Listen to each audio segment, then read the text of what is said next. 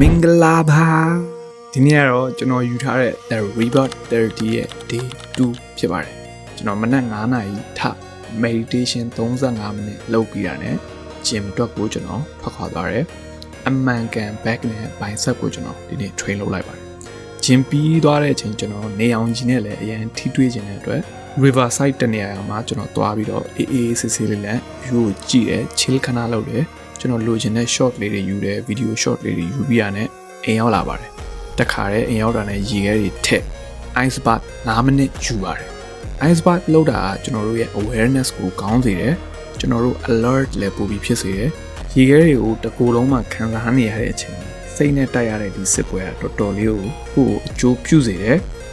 ice bath ပြီးရတဲ့ဘာသာစကားတစ်ခုကိုကျွန်တော်လေ့လာပါတယ်ဒါတွေအားလုံးလုပ်ပြန်တယ်ကျွန်တော်ရဲ့ညီမကျွန်တော်ရဲ့အထော်တွေနဲ့တွားပြီးတော့ what buan ဘူရာကိုတွားဖူးပါတယ် what buan ဘူရာကျွန်တော်နေတဲ့နေရာနဲ့တော်တော်လေးနီးပေမဲ့ဒီနေရာကိုကျွန်တော်အခုမှရောက်ဖူးတာဟုတ်တယ်တော်တော်လေးကိုကျွန်တော်စိတ်အေးချမ်းမှုတွေရသွားတယ်ဒီမှာပြီးရတဲ့ကျွန်တော်မနေ့ကဆုချုပ်ထားတာလည်းရှိတယ်ဆိုတော့ကျွန်တော်အဲ့ဒါကိုတတိယလို့တစ်ခါတည်းတွားပြီးတော့ဆုကိုတော့ဆန်းကြည့်လိုက်တယ်ဒီအမဲအောင်ဆုနဲ့ပတ်သက်ပြီးကျွန်တော်တော်တော်လေးကိုကျင်းတဲ့အားရောက်မှုရှိရယ်ဆိုတော့တော်တော်လေးကိုကြိုက်တယ်နောက်လည်းဒီဆိုင်မှာကျွန်တော်ထပ်ပြီးတော့ချုပ်အောင်မှာဖြစ်တယ်